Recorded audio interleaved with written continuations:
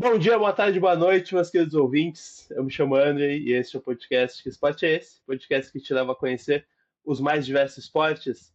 E hoje, depois de muito tempo, a gente está de volta com aquele quadro mais tradicional do início do podcast, em que a gente fala de algum esporte específico. No entanto, dessa vez, num modelo um pouquinho diferente e com novidade. Vocês vão ver, né? Vocês já estão vendo agora um cara bonito, sorridente, animado, amante de esporte, Alex Otis. E hoje a gente vai trazer um esporte que a gente já conversou. Eu tô com a camiseta aqui da End One. Não patrocina, mas se quiser patrocinar, a gente está aceitando. E o Alex está aí com uma peita dos Estados Unidos. E ali atrás tem umas camisetas bem legal. Mas, primeiramente, antes da gente ir pro episódio e falar um pouco de basquete, Alex, seja bem-vindo ao Obrigado. podcast. E como é que. Me fala aí um pouco aí qual é a tua relação com o basquete. Primeiramente, bom dia, boa tarde, boa noite para o ouvinte e para quem está assistindo também. É um prazer estar aqui, André, de verdade. Cara, você fez uma introdução muito, tipo, me colocou lá em cima, eu tô, tipo, bem entusiasmado com isso agora. Mas, cara, esporte é algo que define a minha vida. Acho que todo mundo que me conhece, se alguém perguntar qual a primeira coisa que vem à sua cabeça quando você pensa no Alex, as pessoas vão falar esporte, algum esporte, com certeza. Muitos vão falar futebol, porque realmente é o esporte que eu mais tenho contato. Outros vão falar basquete, porque eu jogo basquete com os meus amigos também. Outros podem falar vôlei, podem falar atletismo, podem falar, enfim, vários esportes. Eu gosto de praticar esportes, gosto de assistir esportes e eu fiquei muito feliz com o convite justamente porque eu sou um amante de esporte mesmo. Então, poder falar sobre os mais variados esportes, poder descobrir novos esportes é algo que eu gosto, que eu tenho feito recentemente também por vários motivos. E vai ser uma honra mesmo poder estar aqui, poder falar sobre eles e poder aprender com você e com todo mundo que estiver acompanhando também. Pô, massa demais. Eu e o Alex, a gente se conheceu aí no mundo do Instagram por causa da interação que ele teve lá com o Kazé. E aí a gente percebeu que tinha uma amiga em comum, que ela já tinha Verdade. me falado do Alex um tempo atrás, só que ela não sabia dizer muita coisa. Ela só disse, não, ele gosta muito de esportes. Então tá. Aí Uma quando eu prova vi aí. ele, não, um abraço da Vitória aí. Tamo É, junto, Vitória. e aí agora ele tá aqui e a gente tá muito animado pra não só nesse episódio ele vai estar, mas em outros também. Ele já deu ideia, temos muitos esportes para falar, mas eu disse, cara, primeira conversa, vamos trazer um esporte que os dois tenham bastante familiaridade e gostem bastante. E, e aí a gente sabe muito bem, né? O nome do episódio original lá, o primeiro, aquele que eu fiz, era o título tinha a ver com cestas de pêssego.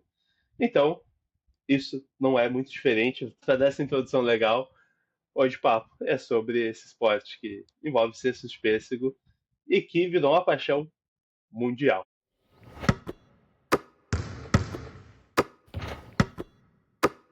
Mas, vamos lá, Alex, e quando tu pensa em basquete, qual a primeira lembrança, o jogador que vem na tua cabeça? Cara, é difícil precisar a primeira lembrança que eu tenho. Com certeza é algo relacionado à seleção brasileira de basquete, porque a seleção masculina ou feminina, não lembro exatamente. Mas de ver nas Olimpíadas, acho que essa foi a primeira vez que eu tive contato com o basquete diretamente. Eu, criança, eu gostava muito de assistir as competições internacionais, tipo Copa do Mundo, Olimpíadas, ou qualquer outra competição, tipo Superliga de vôlei, coisas que estivessem passando na televisão.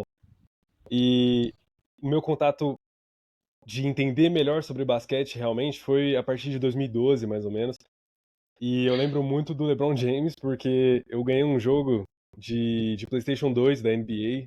Foi algo que eu me sentia em outro mundo. Eu ficava, nossa, isso aqui é tipo, muito diferente. E eu comecei a entender um pouco mais sobre coisas que meus amigos até falavam, mas eu não tinha muito conhecimento. E aí eu fui entendendo quem eram os principais jogadores, entendendo, na verdade, o que era a NBA no geral e que tinha uma certa diferença para o basquete internacional, e aí eu acompanhei as Olimpíadas com um outro olhar também, dali pra frente. Mas eu, hoje em dia, tenho uma lembrança de muitos jogadores, né? E não por conta de eu estar com a camisa que é do LeBron James da seleção dos Estados Unidos, que eu lembrei dele, mas tem essas coincidências também. Ali atrás tem algumas camisetas que, quando eu olho para cada uma delas, me vem um outro jogador na cabeça. Então, pros 76ers ali, eu vou lembrar do Joel Embiid agora, recentemente, mas também, se for olhar mais para trás, tem Allen Iverson. Então, tem outros jogadores que já fizeram história também. Então, são muitos, né? O Dallas Mavericks com o Dirk Nowitzki, hoje em dia com... Bom, eu ia falar com o Luka Doncic, mas não mais, né? Não tem mais Lucas. Mas fica na memória justamente a loucura que foi a troca do Luka Doncic. Enfim, tem muitas coisas. Tem uma outra camisa, não sei se dá pra ver. Ela é do Phoenix Suns e acho que uma das finais recentes que eu assisti, acho que a série inteira, assim, que eu vi cada jogo, cada detalhe, assim, foi justamente com o Suns, por conta de um amigo dos Estados Unidos que torce pra eles. Eu falei, nossa, esse cara vai finalmente poder ver o time dele ganhar um título, mas não, eles perderam pros Bucks. Não fiquei triste, porque eu gostei bastante daquela série, acho que qualquer um que ganhasse estava bem. Mas, enfim, são muitas séries, muitos jogadores e muitos eventos que me fizeram me apaixonar muito mais pelo basquete ao longo do tempo, né? Por ser um esporte tão vibrante, tão dinâmico, tão apaixonante que é incrível. Realmente não tem como perder um jogo assim. Eu recentemente estava vendo mais também sobre as finais do NBB, o Brasil na America Cup, então sempre tem um entretenimento muito bom. Cara, o basquete pra mim é um negócio que é dinâmico pra caramba e para mim tem muito significado. Então, tipo, eu acho que as primeiras vezes que eu ouvi falar de basquete foi. Que eu ouvi falar de basquete não, né? Mas na minha família, meus pais sempre gostaram de muito esporte. Então, sempre remete. Brasil é Oscar, Hortência, Magic Paula, Janete.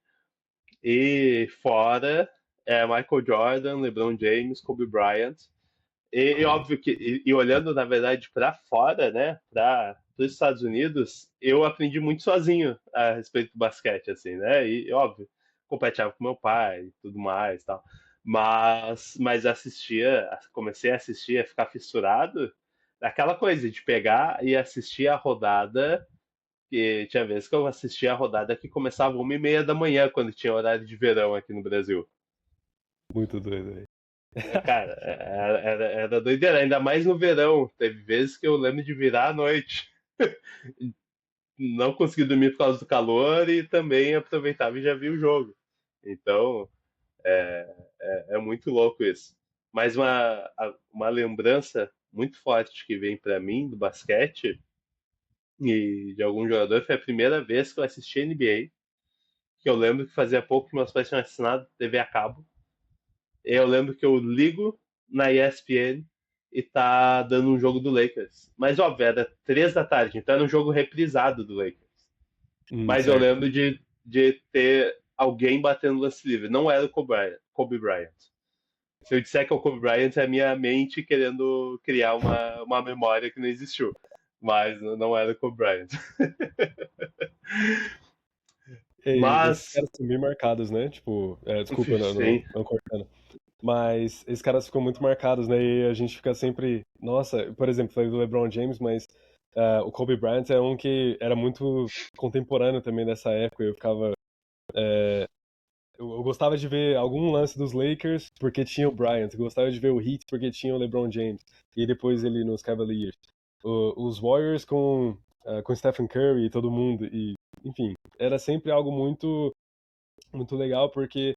é, Acho que para as pessoas mais antigas, né, principalmente quem viveu na época do Michael Jordan, na dinastia dos Bulls, deve pensar muito isso, né? E, enfim, com outros esportes também, que tem aquele ícone que faz você pensar no esporte, pensar naquele cara. E pensar, nossa, eu vou assistir porque eu quero ver aquele cara fazendo aquilo que eu não faço ideia de como faz. Mas ver ele fazendo é muito bom. E esses ícones são que acho que a cada geração fazem as pessoas ficarem mais próximas do esporte de maneira geral, né? No caso do basquete, hoje em dia eu vejo muita gente que fala bem dos caras mais novos, né? Das revelações. Eu conheço amigos que são, tipo, muito novos, eles acompanham o draft da NBA. Eu fico, caramba, mano, como que esse porra arranja esse tempo, mano, pra esse pique, pra poder acompanhar o draft e pensar, mano, esse cara aqui vai ser a primeira escolha e tal, e ele tem que ir pra tal time. Eu fico, mano, é uma doideira, mas eu acho isso muito legal porque envolve muito e aí as comunidades vão se movimentando pra isso. Eu acho muito da hora, eu acho muito bom.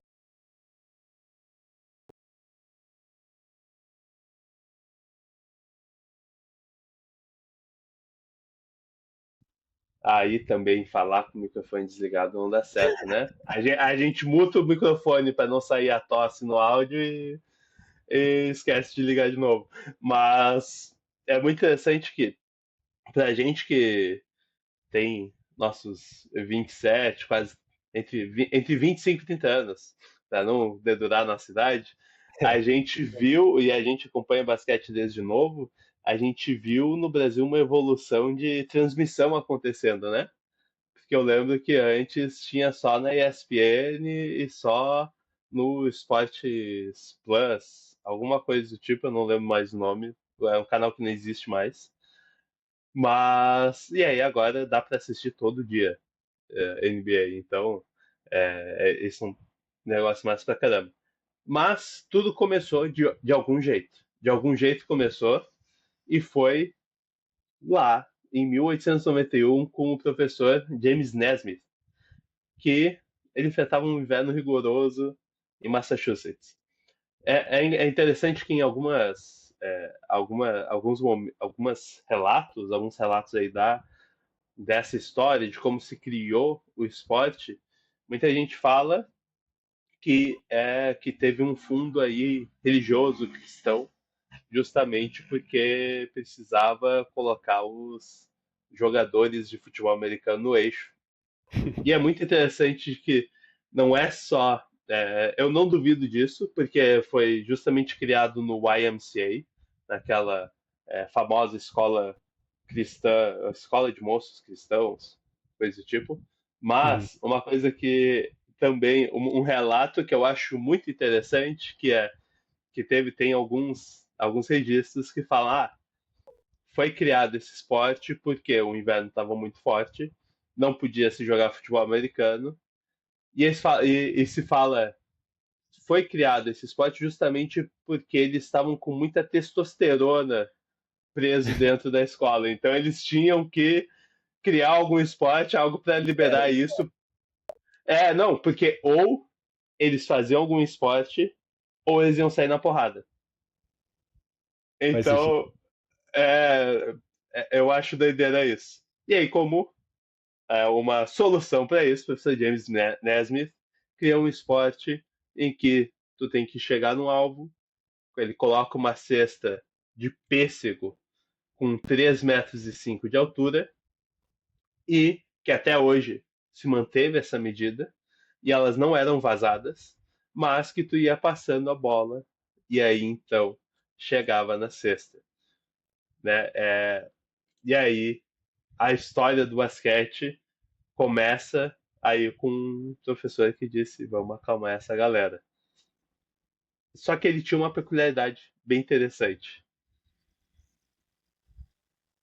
E eu gosto disso, né? A questão ah, dele ter essas relações, né? De ele sair do padrão do que já era o futebol americano na época, né? De ser um esporte de contato, de muita fisicalidade, e partir para algo mais tranquilo. Eu gosto eu estava estudando sobre, né? Eu dei uma comparada com como é nos dias de hoje. Os placares dos jogos de basquete são de 60 pontos para cima. Um jogo do basquete internacional, da NBA, então é o triplo disso praticamente. E a primeira partida de basquete, como tem relatos que dizem, ela terminou 1-0. Alguns dizem que terminou 5-1. E eu fiquei pensando sobre isso, até comentei isso com o pessoal da minha família também. Falei, imagina, o povo jogou a bola lá, nesse cesto de pêssego, como não era vazado, ela ficou lá em cima. Então acabou o jogo. Aí ficou lá e ficou por isso mesmo.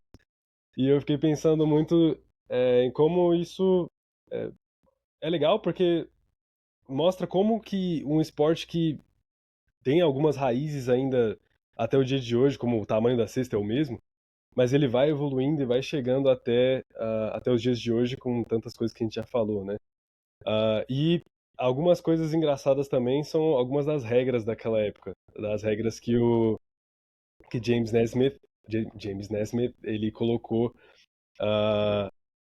como as regras originais do basquete, né? E algumas delas eram bem duras. Uma das que eu mais ah, eram 15 regras, né? Uma das mais peculiares, digamos assim, que eu vi seria a número. Deixa eu pegar o número certinho aqui. A número 3. A número 3 é uma regra surreal. Um jogador não pode correr com a bola. Um jogador de basquete não correr com a bola, tipo, não bater ela no chão e caminhar como fazem, como a gente conhece o basquete. Eu acredito que isso ia ser um problema para muitos jogadores que jogam em todas as ligas de basquete do mundo, que têm o costume de driblar. Eu falei do Allen Iverson aqui mais cedo, né? Jogadores que driblavam e tal, acho que seria um problema muito grande para eles jogar na primeira partida de basquete que existiu. Porque eles não podiam driblar. Então, acho que das regras que foram inventadas na época, acho que foi uma das mais difíceis de poder pensar como ela funcionaria hoje em dia. E tem ainda algo muito interessante em relação a isso, é que essas regras, elas eram, lembrando, né, era sempre voltado para não se ter a violência, para ser, ou seja, eles se fizesse um jogo dinâmico, tu ia ter o contato. Então, tu não podia driblar, tu só podia passar. Então, tu ia ter que ir passando, ia ter que estar parado, ia ter que ir tocando, e tocando, e tocando. E aí, tipo, é um jogo que a bola não fica no chão, tu não precisa ter uma bola que quica, consequentemente. E, e aí tem outras coisas que pra mim pegam, é tipo, ele era tão de evitar a violência, de que era um jogo que se tu fazia falta, era cesta pro adversário. Então, Isso é surreal tu, também. isso é cruel. Não, e aí é tudo muito para evitar de fato esse contato, qualquer expulsão não tinha substituição. Né? No futebol, a gente já está acostumado com isso, mas no basquete, tu, tu tem substituições infinitas. Tu pode substituir o quanto tu quiser, desde que o jogador não tenha cometido as 6 faltas. Mas pode Exato. fazer essa substituição. E aí, é, uma coisa que aí fica um debate aí pra nós. Será que o basquete, hoje em dia, ele se manteve nessa ideia de ser menos violento? Isso que é doido, né? Justamente porque, como a gente estava falando sobre essa origem e a evolução de tudo que a gente viu o basquete, você falou no começo também, né? Qual a primeira imagem, qual o primeiro jogador de basquete que você vê, que você lembra quando você pensa no esporte? Pensar que começou dessa maneira é algo muito diferente, né? É algo que vai contra até o que a gente pensou do esporte ser tão legal. E pelo menos é o que eu penso em relação a isso. E pensando nesse debate em relação à fisicalidade do jogo, por exemplo, ao quanto os jogadores eles têm contato, hoje em dia os jogadores têm muito mais contato, então já é algo que é diferente. Claro que não chega a ser um futebol americano da vida, mas se você for pegar os relatos das pessoas que assistem, né, principalmente pessoas que acompanharam o basquete numa época que, bom, provavelmente eu não era nascido, você também não, uma época, sei lá, dos anos 80 para os anos 90, o jogo era muito físico. Então, nessa época, com certeza, se fosse para responder essa pergunta nos anos 90, acho que era impossível falar que é o mesmo esporte, tipo, ou que pelo menos tem a mesma característica. Porque o jogo se tornou muito físico e hoje em dia ele se tornou um pouco menos físico pelo que as regras se tornaram, né? Mas ao mesmo tempo, as pessoas que assistem, elas sentem saudade, as pessoas que viram, né? As pessoas que viram aquela época dos anos 90, as que vêm hoje, geralmente vão falar que sentem saudade da época que o jogo era mais físico. Então, acaba sendo um paradoxo, né, do esporte que foi criado para ser menos físico, para não ter contato em relação ao futebol americano. E, sei lá, 100 anos depois, as pessoas estão pedindo para que tenha mais contato no jogo. que o jogo vai ficar mais legal se tiver mais contato, se os árbitros não apitarem tantas faltas. E é um debate muito doido, né? É um debate que as pessoas elas têm com certa frequência e pode ser que isso influencie até no quanto as pessoas elas continuam assistindo o jogo, né? Então, a popularidade do esporte passar por esse tipo de situação é algo que chama bastante atenção. E ainda tem a questão de que, nessa ideia de se manter menos violento, isso já foi pro ralo quando a regra mudou em que tu pode driblar a bola, em que tu pode se movimentar com ela, em que tu pode até arremessar pulando, por exemplo, né? Porque por mais que não, acho que não tinha regra, né, pelas 13 regras originais, não tem nada falando que não pode arremessar pulando. Mas se tu for ver vídeos de quando eles começaram a jogar, os vídeos mais antigos, os jogadores não tinham o jump shot, eles não tinham o pulo pro arremesso, era só eles jogavam a bola. E era isso. Então, foram coisas que a regra foi se adaptando para o que fazia mais sentido, o que ia ser mais interessante, e ao mesmo tempo os atletas também foram entendendo como eles poderiam melhorar o jogo por si só, né? Sem precisar de uma diretriz de pode ou não pode fazer isso. Né? E aí é muito interessante como isso foi se flexibilizando conforme o tempo foi passando, porque a gente tem regras que, por exemplo, do handle, né, de tu pegar e segurar a bola como se fosse uma bandeja, assim. Sim. Hoje acontece muito de tu pegar, virar e ficar picando a bola. E eu lembro que quando eu era criança já não ficavam, já diziam, olha, se tu ficar segurando com ela embaixo, é andada. Aí agora o Westbrook anda 10 passos com a bola na mão e não mais com a bola. O Westbrook é algo surreal. Eu sempre lembro daquele vídeo dele andando lá despercebido e ele dá, e, tipo assim, não é imediatamente ainda, mas ele dá uns 10 passos e aí depois o povo vai falar, oh, ele tá andando com a bola. E, tipo, É, pra ver como realmente essa diferença de época, ela mostra cenários muito diferentes do jogo em si. Não é nem, tipo, essa época o jogo era mais assim, o esporte era mais popular, menos popular, não é nem essa questão. A questão é do jogo mesmo. Tipo, o jogo ele era totalmente. Tinha uma dinâmica totalmente diferente. Algo muito engraçado pensando, olhando. Quando você falou do Westbrook, eu fiquei pensando, caraca, é verdade, né? É totalmente oposto. Naismith tá se revirando vendo o Westbrook jogar. não, quando ele vê essas faltas, sim. Mas eu acredito que ele depois ficou tipo, não, tem que progredir mesmo essa bagaça. Porque senão, porque, vamos lá, o próximo ponto que eu ia trazer até é que o primeiro jogo, ele aconteceu em 21 de dezembro de 1891, tá? Pra quem tá ouvindo aí, vocês talvez acho que, né, se vocês têm a nossa idade, provavelmente os bisavôs de vocês estavam nascendo nessa época. Então, e aí foram, foi um jogo com dois tempos de 15 minutos. Hoje, para efeito de comparação, a gente tem quatro quartos, quatro períodos de 10 minutos. Então já teve uma mudança enorme. E, e eram 9 jogadores em cada time. Então, faz muito sentido 9 jogadores em cada time por não poder driblar a bola. Mas se a gente for pensar, montar um time hoje com 9, quais posições extras fariam sentido para ti, Alex? Cara, boa pergunta, velho. Eu tô tentando analisar, tipo, 5 contra 5, né, na quadra. E sempre tem uma movimentação muito grande dentro da quadra, né? E aí sai na vantagem aquele time que usa bem os espaços que ficam no meio dessa movimentação.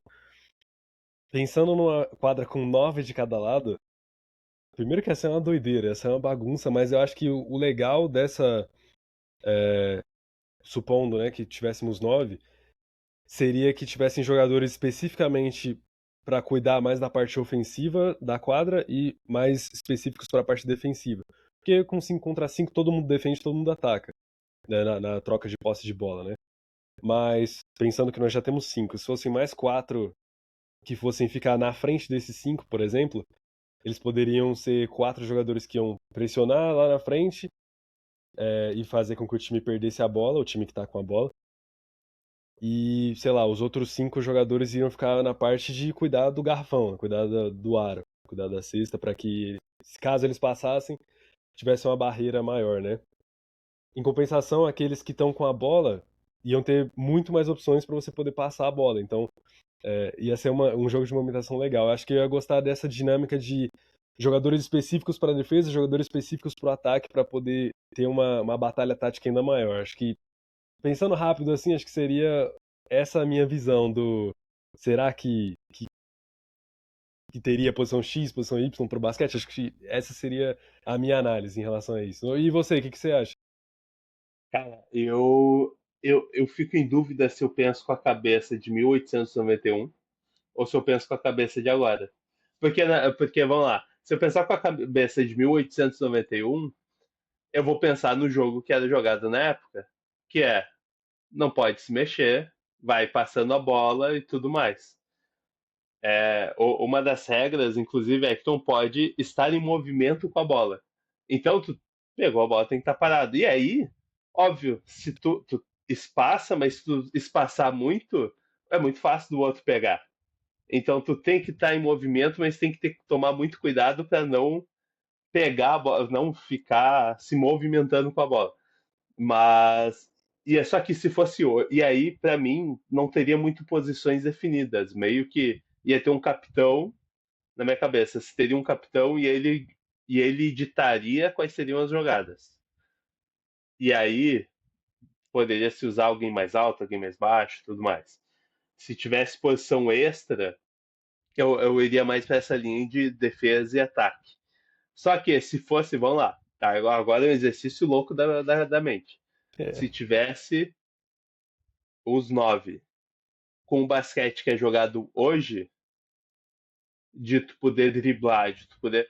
Cara, ia ser jogadores de poste baixo, né? Jogadores que altos, pivôs, tudo mais, cravados embaixo do garrafão, ou cravados na quadra de defesa, e, e aí tu joga 5 para ataque. Ao mesmo tempo, ia ficar muito louco, porque não, pra mim a quadra ia ter que ser maior. com Ia certeza. ter que ser muito maior. Porque aí tu ia ter que congestionar um monte ali. Cara, ia ser doideira. O quadro ia ter que ficar uns 20 metros maior, pelo menos.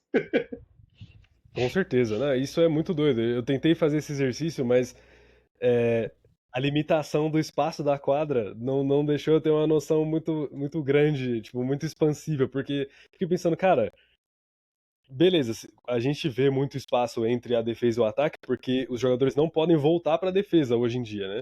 Então, eles vão jogar só em um pedaço da quadra, né, na maior parte do tempo. Mas pensando em 9, tipo, eu já pensei no espaço da quadra toda, porque essa regra de não poder voltar para a defesa, eu não sei nem se ela poderia continuar, por exemplo.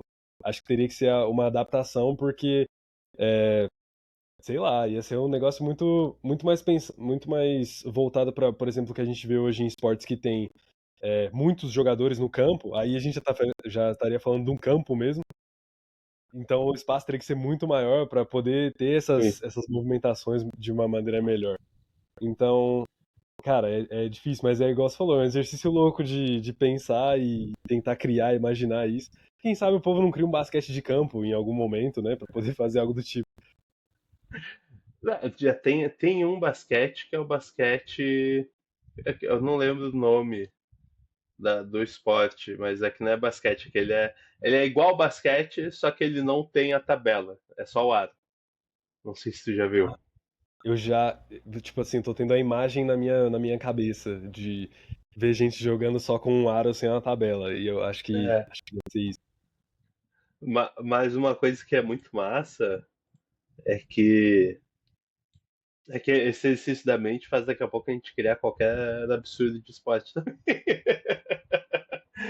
Sei lá, acho que é assim que começou tudo, né? Em algum É, momento alguém pensou alguma coisa, teve aquela lâmpadazinha aparecendo na cabeça. E aí o Nesmith, por exemplo, falou, vamos juntar esses cestos de pêssego aqui e jogar a bola lá dentro. E aí criou o esporte, né? E, ah, acho que precisa só disso, só desse gatilho, e aí o povo vai levando, e aí olha onde chegou um pensamento simples desse, pode chegar muito longe, né? E o basquete tem chegado não só. A gente tá falando muito da parte masculina, mas a parte feminina também é muito grande também no mundo todo já, e tem se crescido muito ultimamente também, né?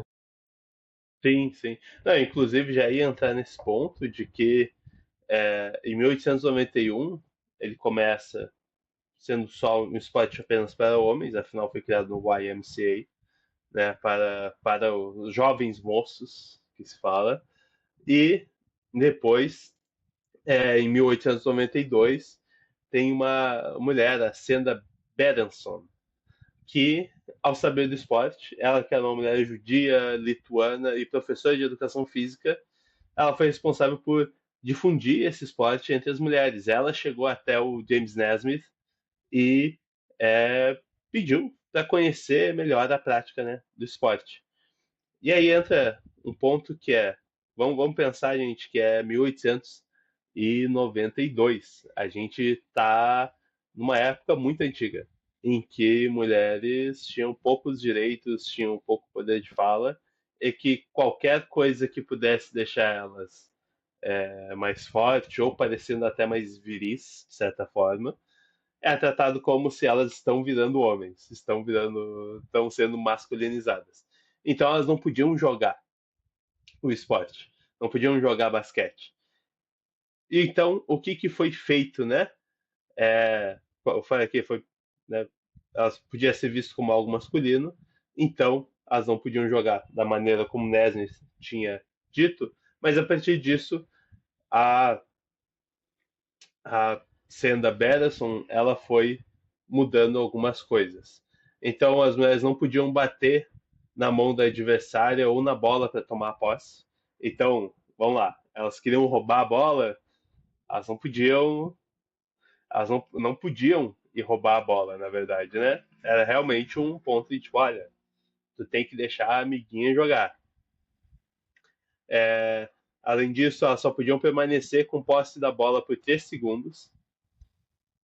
Então, o basquete, e logo após isso, o basquete o feminino foi tomando espaço também, até se tornar mais parecido com o basquete que a gente vê hoje, né? Que hoje é igual para todo mundo, não tem diferença nenhuma. Mas é muito interessante que é algo que a gente vê na história de vários esportes que, beleza, principalmente os que começam lá no século XIX, tem muito essa coisa do não é para mulher. E aí a gente vê que estavam completamente errado. E que beleza, hoje a Exato. gente tem adaptações de alguns esportes para ficar mais curto para mulheres, que são totalmente bem feitas, mas não algo que limita a ponto de parecer que é um esporte completamente diferente, né? Exato, e essa questão que você falou do preconceito é algo que eu penso nessa questão da evolução em diversos cenários, na verdade, em diversos esportes, porque tem muito essa questão do pensamento da época, né? De, não, mas não faz isso porque é uma desvantagem, ou a gente tá colocando as mulheres numa situação que não é pra elas. E isso, tipo, primeiro que não é certo, e felizmente eles mudaram a mentalidade ao longo do tempo pra fazer com que o basquete chegasse até onde é hoje. Você falou de Hortência, de Paula, de nomes que pra gente são referência no basquete brasileiro, tem muitas no basquete mundial. E que não seria possível ter essas referências pra gente, e muito menos para as próprias mulheres, se não fosse por conta dessa evolução. E eu fico pensando nessa relação que ainda, infelizmente, é difícil, mesmo nos dias de hoje, 2025, com outros esportes também, que tem essa questão de e aí, a gente tem que diminuir o tamanho das traves, tem que diminuir o tamanho da rede, tem que diminuir o tamanho da tabela para fazer com que elas consigam jogar. E eu, sinceramente, penso que o ideal é fazer com que o esporte seja desenvolvido assim como o masculino foi desenvolvido, que a modalidade, no caso, seja desenvolvida assim como foi o masculino. Com o passar do tempo, as coisas vão se alterando mesmo, e as pessoas vão se adaptando àquilo. Felizmente, o ser humano é um ser que se adapta às situações que a gente presencia, né? Então, a gente, por exemplo, eu gosto muito do exemplo do futebol, né? A gente vê goleiros hoje em dia que são, sei lá, tem 2 metros de altura no masculino, e goleiras que têm 1,70 m e 1,75 m, e aí fica essa disparidade, né? Mas ao longo da história, os goleiros eles foram aumentando de tamanho, né? Os goleiros nunca, nem sempre foram gigantes. E a mesma coisa no basquete. Acredito que nem sempre tinha alguém como o Victor Wembanyama, por exemplo, no basquete masculino, para alcançar os 3,5 m da tabela sem tirar o pé do chão. Mas é tudo uma questão de evolução e a gente precisa permitir primeiro com que seja praticado, com que seja feito, para que então, com o passar do tempo, isso seja, pelo menos é o que eu penso, né? É o que seja mais natural para que a evolução aconteça para o bem, para que se aumente a habilidade, se aumente a capacidade de encontrar saídas nas dificuldades. Mas o mais importante é, pelo menos igual eu falei, né, sobre essa questão da evolução, é que seja permitido que seja praticado e que não se coloquem barreiras para se praticar. Então, por conta desses rompimentos de barreiras, a gente consegue hoje ter vários exemplos positivos no mundo. Tem a Candace Parker, uma da WNBA, que já chegou a ser capa do jogo que todo mundo joga basquete, né? Que é o NBA 2K. Então, é algo surreal. E teve o desafio recentemente da, acho que é Sarina, sempre esqueço o primeiro nome dela, Ionesco. Sabrina Ionesco. Sabrina, né? Sabrina Ionesco contra o Stephen Curry, os dois jogando bolas de três e estavam ali, pau a pau. Então é algo que faz parte da evolução do jogo. Então, quanto mais é praticado, mais se evolui. Eu acredito que não se pode ter esse preconceito em questão de elas não podem fazer porque tem esse obstáculo, mas tem que se fazer e os obstáculos eles vão sendo superados à medida que à medida que é praticado, à medida que é estudado e com certeza isso vai trazer mais e mais frutos porque outras pessoas vão poder ver e falar se aquela pessoa pode e eu me identifico com aquela pessoa, eu posso fazer também e vão se inspirando novos e novos públicos para poder tanto assistir quanto fazer parte do jogo mesmo, né? Cara, e ainda mais que as limitações, as regras, os incômodos, quem faz são nós mesmos, né? Isso Então, aí. tipo, não, a gente pega e coloca, não pode fazer, tá, mas por que não pode?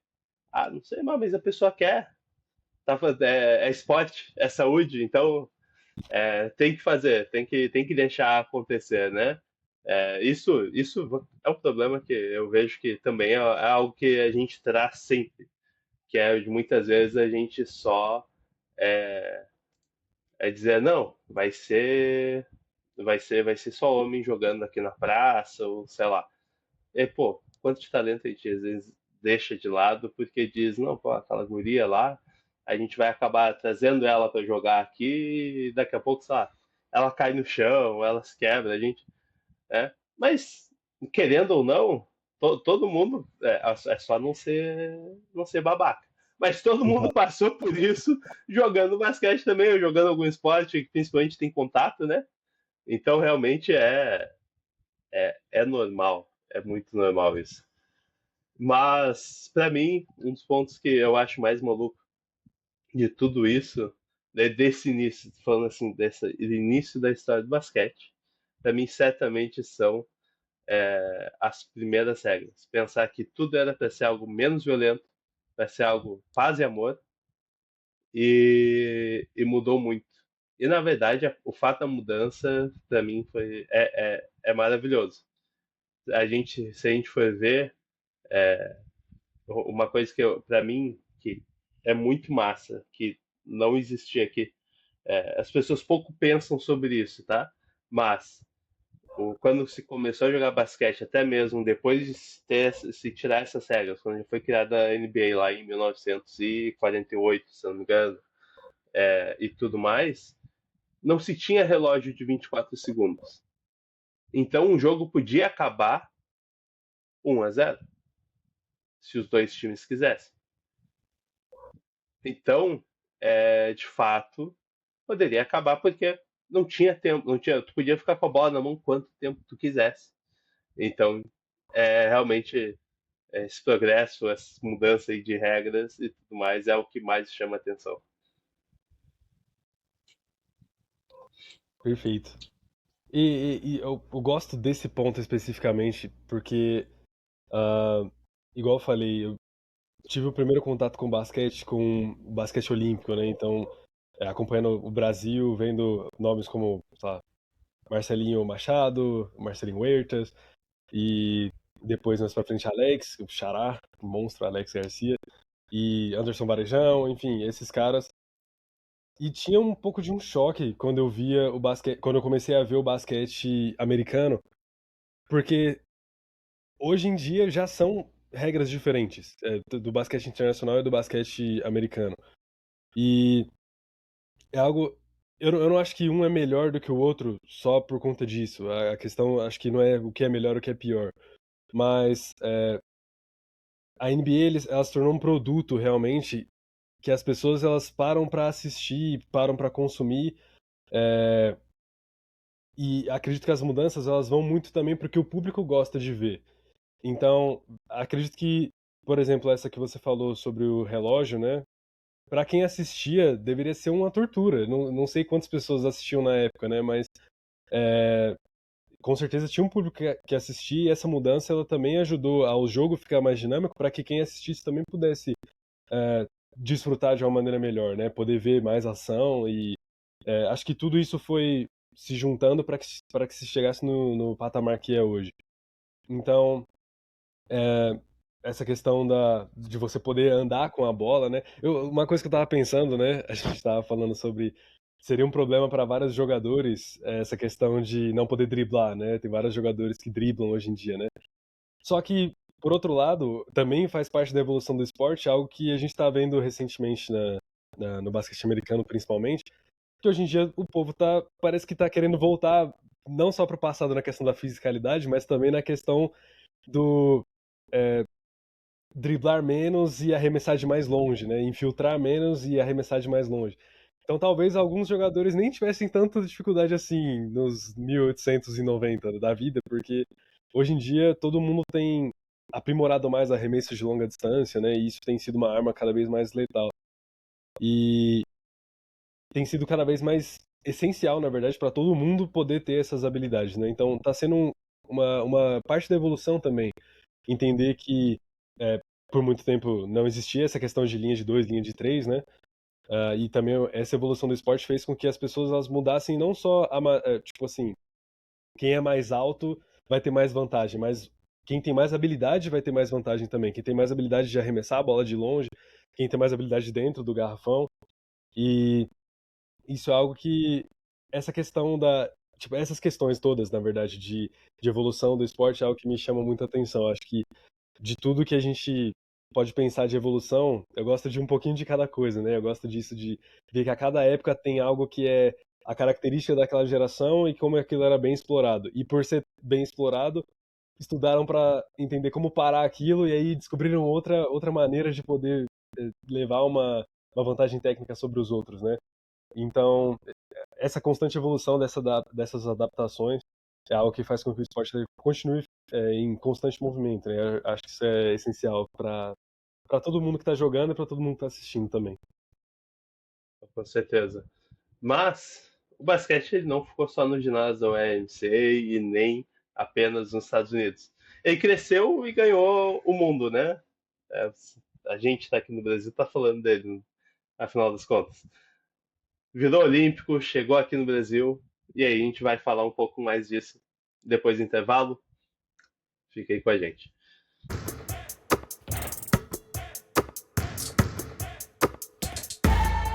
Gente, interrompemos aí um pouquinho da conversa justamente para falar que esse projeto, o podcast Que Esporte é Esse, foi inspirado justamente para trazer para vocês os mais diversos esportes e para falar de algo que eu gosto muito. E agora, com a presença do Alex aqui, a gente tem essa oportunidade de conversar cada vez mais sobre esportes. Então, se inscreva no nosso canal no YouTube. Que esporte é esse? Deixa seu like, compartilha, compartilha com o máximo de pessoas possível, comenta, pode nos xingar, mas nos elogie, por favor. É, e também nos siga, nos acompanhe pela Orelo. Orelo, que é uma plataforma brasileira que os podcasts vão para lá. Cada play que vocês dão lá nos gera centavos, mas já gera alguma coisa. E além disso, lá vocês podem apoiar a partir de R$ 5. Vocês podem apoiar para que o projeto se mantenha e aí eu possa pagar o cachê do Alex, que não é um cachê barato. E que a gente possa, na verdade, sempre ter cada vez mais qualidade aqui na nossa produção e no que a gente quer entregar para vocês. Então, agora fiquem aí com o restante do episódio.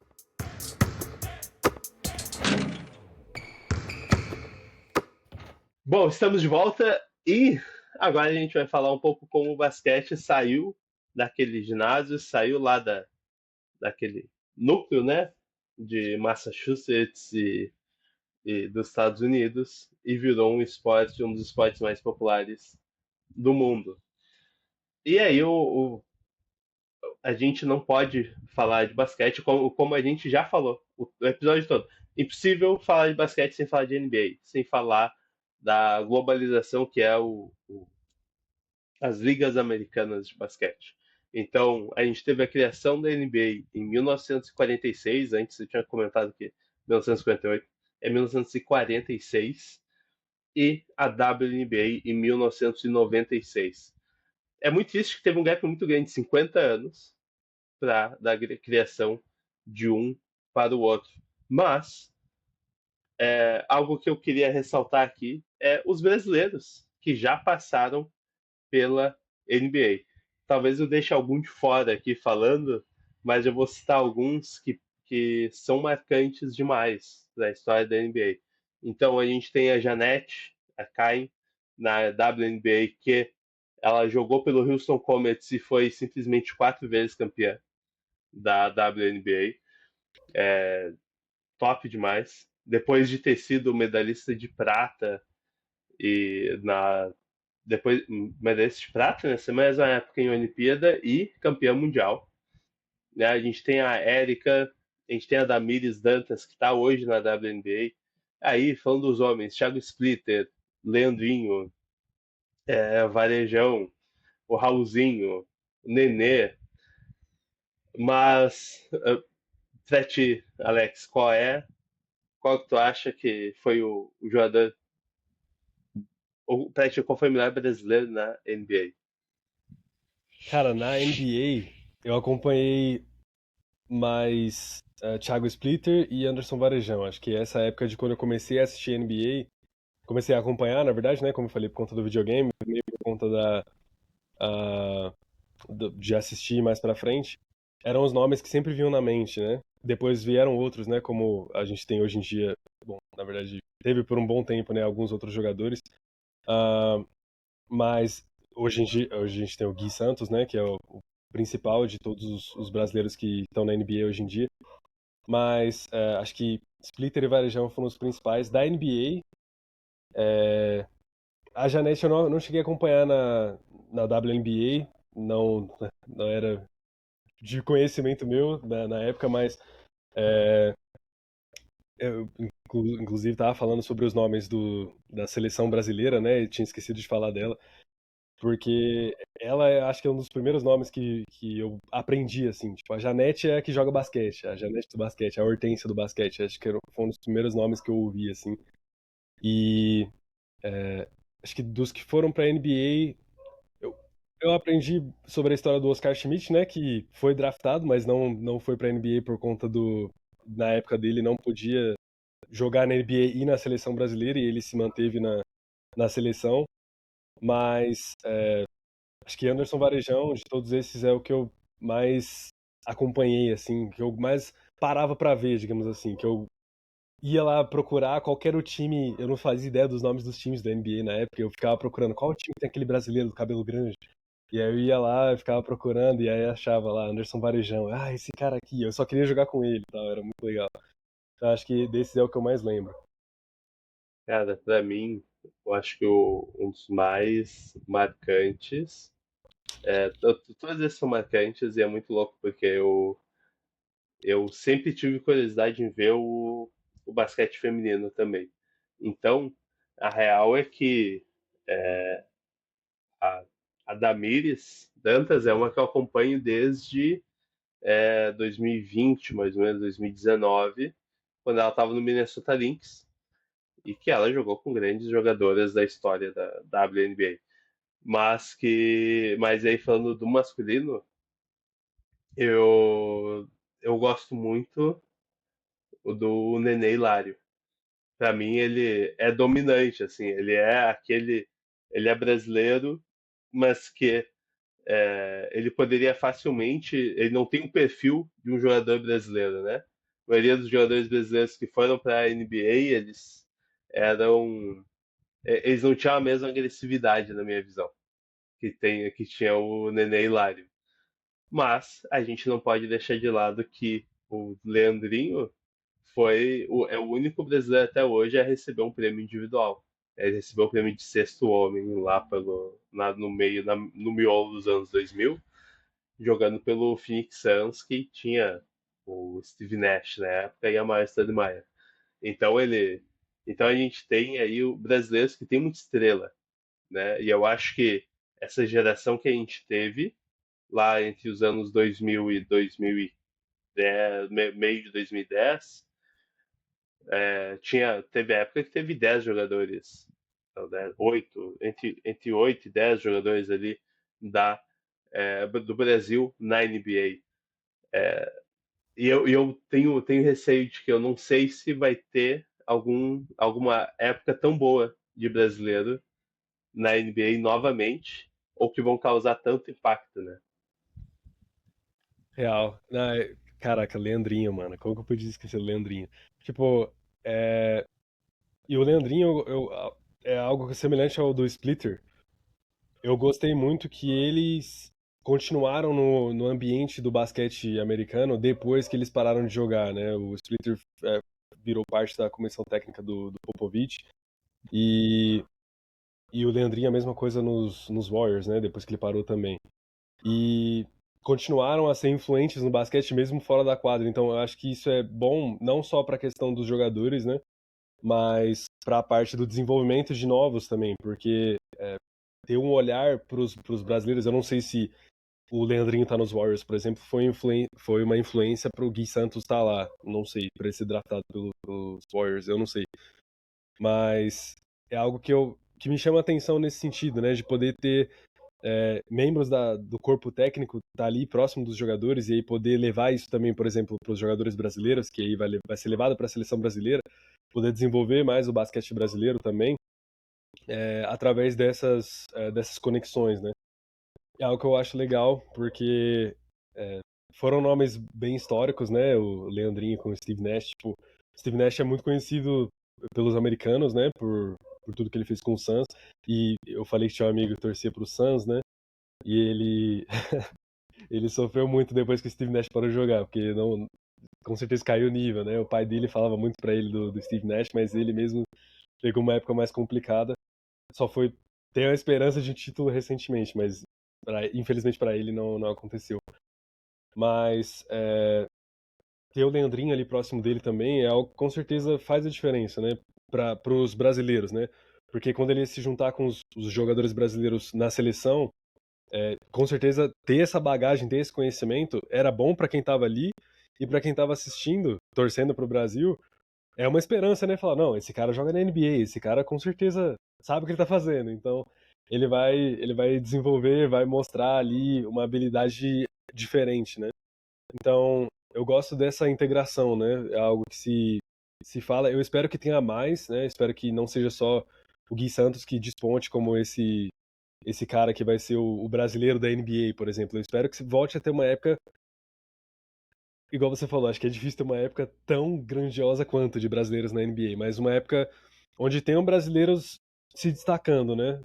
Talvez não como os principais jogadores dos times, mas que estejam ali, né? Fazendo parte do sexto homem, quinto homem, sendo aquele cara que que vai fazer parte da rotação, mas também que seja mais de um, né? Que sejam vários, em várias franquias diferentes, para que isso seja melhor ainda para o basquete brasileiro, né? Para poder ter uma evolução também do nosso basquete aqui, como liga, né? O Novo Basquete Brasil, mas também para a seleção e para todo mundo que acompanha basquete desde as categorias de base.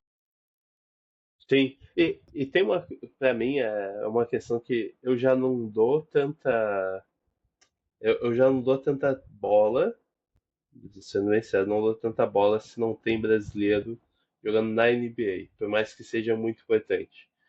Porque uma das coisas que é muito legal, eu gosto de acompanhar a carreira do Iago Matheus, né, que ele é armador da seleção brasileira, craque demais. E, cara, ele é um jogador que todo mundo quer na Europa. Ele estava jogando no Estrela Vermelha da Sérvia. E ele antes do jogo foi campeão alemão, né? Ganhou o que seria o segundo continental deles lá, né? Tem a Euroliga e tem um outro que não lembro o nome agora, mas ganhou com esse time alemão. E ele já passou por times de league da NBA e tudo mais. Mas é um cara que eu vejo assim, cara, se ele fizer uma carreira top na Europa, que nem tem o Marcelinho Huertas, isso seria muito massa, né? A gente vê aí o Marcelinho Huertas, 42, 40 mil anos, e ele foi MVP da Liga CB, né, Liga Espanhola, com essa idade, temporada passada. Então, é importante pra caramba estar na NBA, mas pra mim o importante é os caras terem confiança e pegar a rodagem.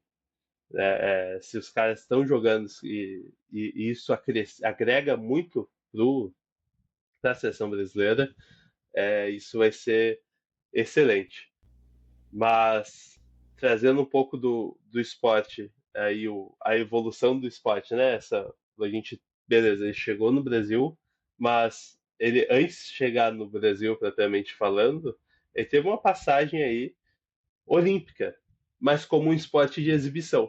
Em 1904, ele estreia como esporte de exibição e só se tornou oficial mesmo em 1936. E aí, óbvio, a gente sabe que o domínio dos Estados Unidos é enorme, só que tem momentos históricos que são muito grandes, que é a Argentina de 2004, com o Manu Ginóbili, Luiz Scola, o Herman, e a União Soviética e Iugoslávia tirando ouro, né, dos Estados Unidos. E para mim, eu até fazer um comentário sobre a Argentina de 2004, a gente pegou a fase em que o Brasil só apanhava da Argentina. Era eliminado para a Argentina na American Cup, era eliminado, acho que na Copa do Mundo também, e, nas Olimpíadas de 2016, depois de duas prorrogações, eliminaram a gente também. Aqui em casa, foi traumático. Muito traumático. Mas é muito louco que se forma nesses países uma geração especial demais, uma geração de ouro. Né? A Iugoslávia e a União Soviética são dois países que nem existem mais, mas a União Soviética não conseguiu manter, né, como Rússia, uma, uma potência tão grande assim. Óbvio que tem outros países ali e tudo mais, mas esses países que desmembraram da União Soviética, pelo menos eu não lembro de ter uma relevância tão grande no esporte. Mas a Iugoslávia, cara, a gente tira a Sérvia, a gente tira a Eslovênia, a gente tira, acho que Montenegro ou Moldávia, agora já nem lembro, ó. Tem Eslovênia, Croácia, Bósnia, Macedônia do Norte, Montenegro, Sérvia e Kosovo. Pelo menos Sérvia e Eslovênia são dois países fortíssimos no esporte, né? Dois pontos de referência que a gente tem enorme do basquete na NBA é Nikola Jokic e Luka Doncic. Então tem alguma coisa na água da antiga Iugoslávia que dá muito certo com basquete. Ei, você falou do Iago no Estrela Vermelha, e o Estrela Vermelha é muito conhecido, não só o Estrela Vermelha em si, né, mas o basquete daquela região do leste europeu é tratado de uma maneira, tipo, a atmosfera como ele é tratado é surreal, é algo que literalmente o time visitante vai pra lá parecendo um inferno. E não só lá, né, em outros países também, a Turquia é surreal também. Mas quando você falou Estrela Vermelha, já veio na minha cabeça, tipo, as torcidas lá, tipo, com sinalizador e tal, é algo que é uma cultura de basquete muito muito legal, né? E eu acredito que isso é algo que influencia muito também no desenvolvimento desses atletas, né? Do Jokic, do Doncic, porque são jogadores que são gigantescos na NBA hoje em dia, mas que eles também são gigantescos lá na Euroliga, né? No Eurobasket, na verdade, quando eles vão jogar com as seleções, nas Olimpíadas, nas Copas do Mundo. Então é algo que eles acabam continuando a levar, né? E você tinha falado antes da Argentina também. Felizmente, o Brasil conseguiu finalmente destruir eles, né, na America Cup recentemente. Mas voltando mais para essa época dos anos 2000, é, Luiz Scola especificamente, o Ginóbili também, mas o Ginóbili eu conheci um pouco mais pra frente, eu acho. Pelo menos eu lembro mais do nome dele, até porque ele era um nome maior na NBA também, acho que é por isso que eu lembro mais do Ginóbili, tipo, nesse cenário. Mas o Scola especificamente, eu lembro muito dessa época de ver basquete pela primeira vez e saber que tinha um argentino chamado Luiz Scola. E eu descobri que o Luiz Scola jogava na NBA, jogou nos Rockets, né? Eu falei, caraca, esse cara tá aqui, mano. Eu vi, tipo, os dois mundos se encontrando, assim, assim como eu vi com os brasileiros, né? Mas eu lembro desse sentimento de ver esses jogadores que eram muito bons, eram conhecidos mundialmente, e ter esse contato, né? Então, acho que para eles lá na Europa, né, para nós aqui na América do Sul, ver esses jogadores em ambientes tão competitivos, né, como são o basquete europeu, o basquete americano, eu acho que é algo que ajuda muito no desenvolvimento de gosto pela modalidade mesmo. E desenvolvendo esse gosto pela modalidade, aí os os espectadores eles viram novos praticantes e viram pessoas que vão fazer com que esse legado seja levado adiante. Algo que eu acho surreal, eu acho muito legal. E é algo que é muito engraçado de pensar que é, em algum momento eles vão estar ali, duelando entre eles, tipo, e vai deixar meio que a NBA de lado. Tipo, ó, o basquete americano tá lá, mas se você for olhar o Doncic, Gilgeous-Alexander, ah, caraca, Jokic, né? Eu falei Doncic, mas eu queria ter falado Jokic. Foram os jogadores que venceram o MVP recentemente na NBA, eles são estrangeiros. O Gilgeous-Alexander é canadense, os outros europeus, Antes foi o Embiid, o Antetokounmpo. Joel Nos Embiid. últimos anos não teve americano ganhando. O Embiid ainda fez a questão de pular o muro, né? Que ele foi jogar pelos Estados Unidos nas Olimpíadas, né? Ah, não, tá, é verdade. Aquele ali eu tenho raiva. Mas camaronês, né? E faz sentido isso, né? Ele é um desses grandes que a gente tem visto como estrangeiros, né? Ele especificamente foi jogar pelos Estados Unidos, mas isso é, por mais que seja revoltante pra muita gente, né? Eu acho suave, mas pra muita gente é algo que é considerado muito ruim, né? Porque não só os Camarões, o país Camarões, mas a França também queria que ele jogasse pela seleção, daquela treta lá, foi jogar em Paris com Sim. outra seleção. Mas de ver que são, por exemplo, os Estados Unidos foram atrás dele, provavelmente. Ele não deve ter chegado na porta lá da seleção e falou, oh, let me play. Ele acho que. Eu não duvido, porque ele é chorão. Ele tem uma cara de pidão. E eu não duvido. Cara, não, real, real. Eu não duvido porque ele. Eu acho que ele é todo mordido porque sabe que não vai ganhar título nenhum na NBA se continuar no 76ers. E aí ele. E aí ele queria ganhar alguma coisa na vida e inventou de jogar pelos Estados Unidos. Porque ele jogou até lesionado, ele tinha que estar se recuperando de lesão, aquele safado. Eu descarreguei meu ódio contra o Joel Embiid agora. Contra Quem Joel. não acompanha deve estar perdido, deve estar não entendendo minha revolta, mas acompanhe e você entenderá. Aí, cenas dos próximos capítulos, família. Exatamente, exatamente. Não, aquilo foi safadeza total. Eu não engulo aquilo até hoje. Pra mim tem um meme que era: Nossa, cara, agora eu finalmente ganhei alguma coisa. Também, né? Decidiu jogar pelos Estados Unidos das Olimpíadas, safado. Ah, não, não, não Muito tem. bom, Não hein? tem como. Mas o. Cara, e aí entra um ponto muito interessante, a gente tratando de Olimpíadas, no basquete, né? Nas Olimpíadas, seleção brasileira já conseguiu bronze. Cara, eu fui tirar a dúvida aqui. O Brasil é tri-bronze. 3 vezes bronze no basquete, em 48, 60 e 64. Justamente nessa época, até eu comentar depois, mas justamente nessa época, entre 60 e 64,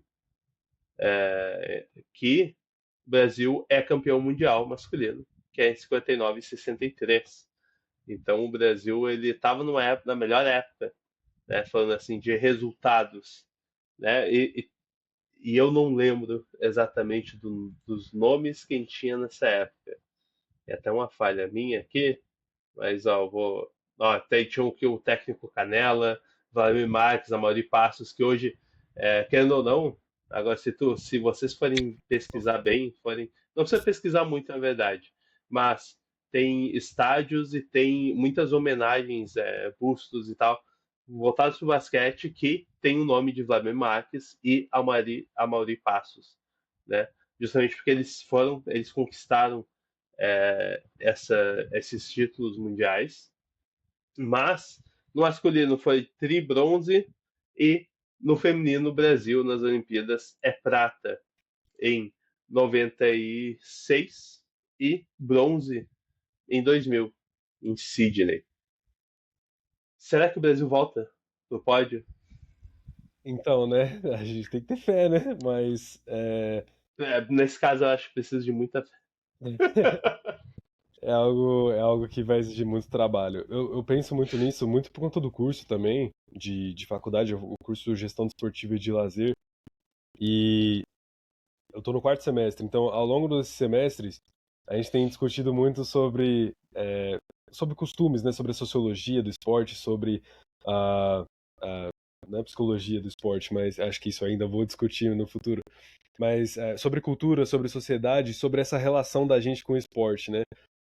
E, cara, o basquete é um esporte que é tão antigo praticado no Brasil, né? Tipo, ele é praticado no Brasil há muito tempo, do século XIX já.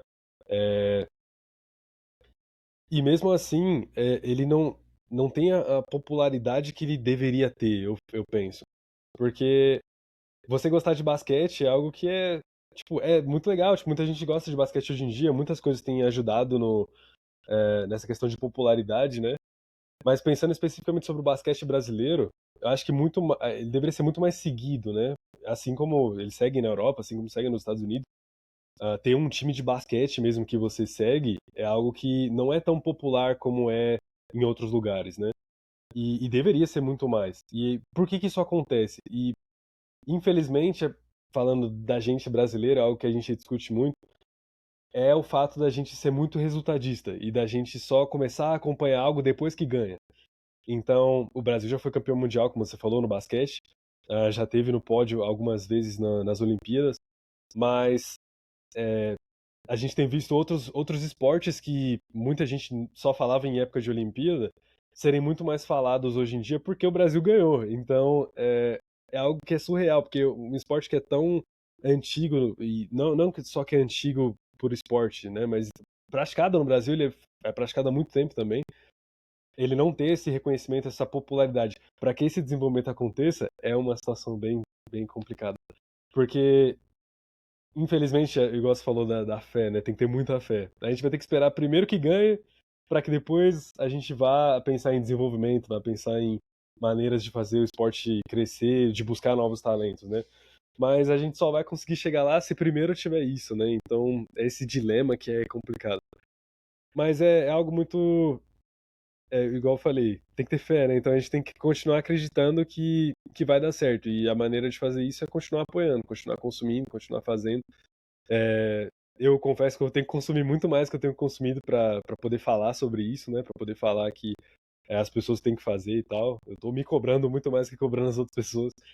Mas justamente porque é importante, né? É importante porque isso ajuda no desenvolvimento dos atletas, da modalidade.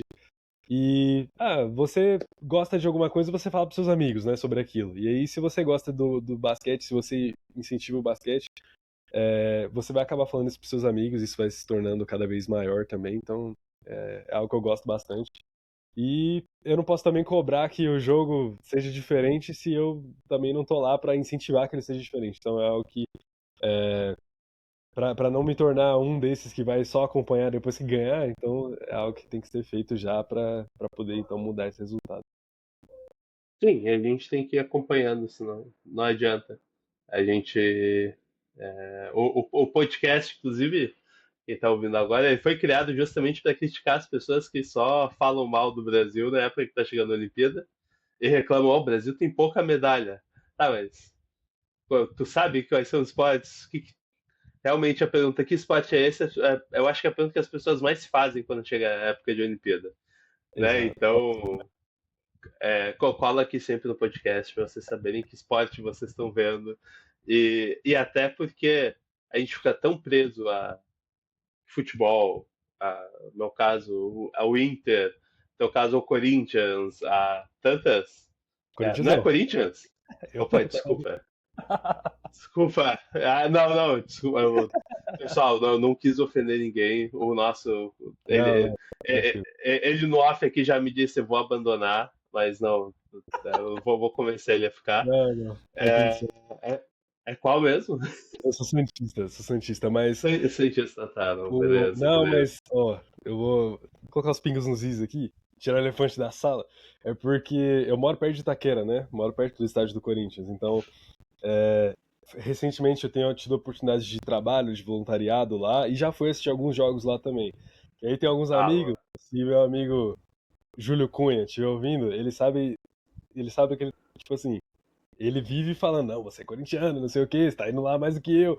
E eu, tipo, ele é corintiano, né? Então ele fica sempre nessa de, tá torcendo pro Corinthians e tal. Eu não tô. Nada contra também, quem tá assistindo aí, quem tá ouvindo, que é corintiano, seja muito bem-vindo e tamo Mas junto. nada a favor também. Tipo assim, falar que eu tenho a favor é forte.